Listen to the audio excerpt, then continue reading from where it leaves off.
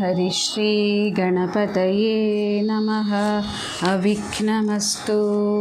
ॐ नमो भगवते वासुदेवाय। ॐ श्रीकृष्णपरमात्मने नमः।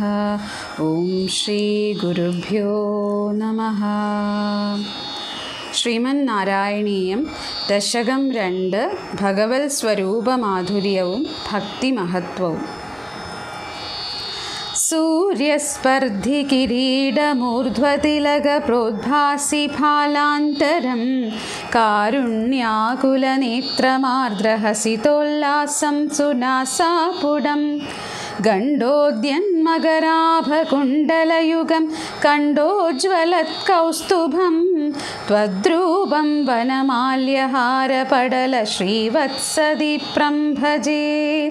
കേയൂരാംഗദ കങ്കണോത്തമമഹാരത്നാംഗുലീയാങ്കിത ശ്രീമദ്ബാഹുചതുഷ്കസംഗദഗദാ ശംഖാരി പങ്കേരുഹാം കാഞ്ചിൽ കാഞ്ചന കാഞ്ചിലാഞ്ജിതലസത്പീതാംബരാലംബിനീം ആലംബേ വിമലാംബുജദ്യുതിപദാം മൂർത്തിം തവാർത്തിച്ഛിദം.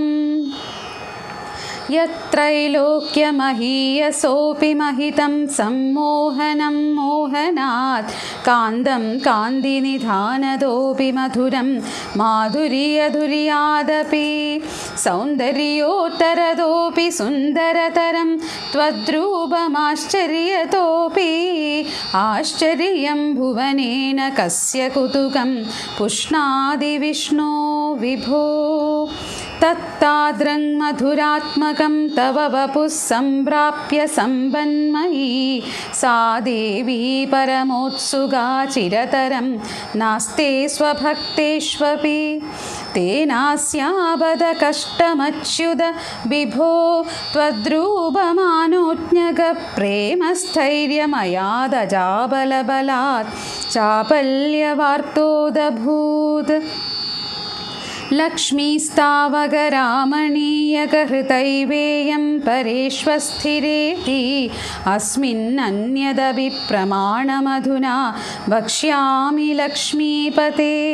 ये त्वद्ध्यानगुणानुकीर्तनरसासक्ता हि भक्ता जनाः तेष्वेषा वसति स्थिरैव दैदप्रस्तावदत्तादरा.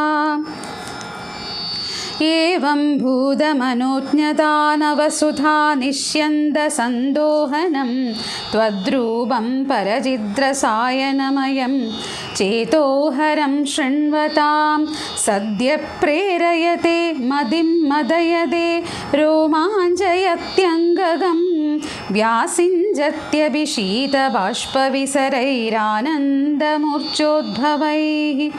एवं भूततया हि भक्त्यभिहितो योगः स योगद्वयात् कर्मज्ञानमयात् पुरुषोत्तमतरो योगीश्वरैर्गीयते.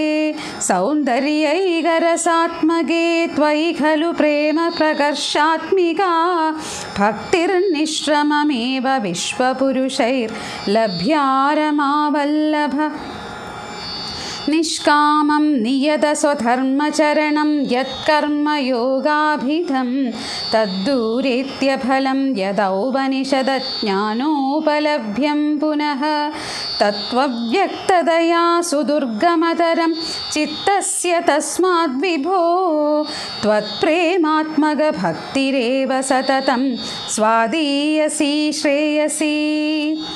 अत्यायासकराणि कर्मपडलान्याचर्य निर्यन्मला बोधे भक्तिपदे तवाप्युचितताम् आयान्ति किं तावता. क्लिष्ट्वा तर्कपथे परं तव वपुर्ब्रह्माख्यमन्ये पुनः चित्तार्धत्वमृते विचिन्त्य बहुभिः सिद्ध्यन्ति जन्मान्तरैः. त्वद्भक्तिस्तु कथां रसामृतझरी निर्मज्जनेन स्वयं सिद्ध्यन्ती विमलप्रबोधपदवीम् अक्लेशतस्तन्वती सद्यः सिद्धिकरी जयत्यै विभो सैवास्तु मे त्वत्पदप्रेमप्रौढिरसार्द्रता द्रुततरं वातालयाधीश्वर सर्वत्र गोविन्दनामसङ्कीर्तनं गोविन्द गोविन्द। सर्वं गुरुपवनेश्वरार्पणमस्तु।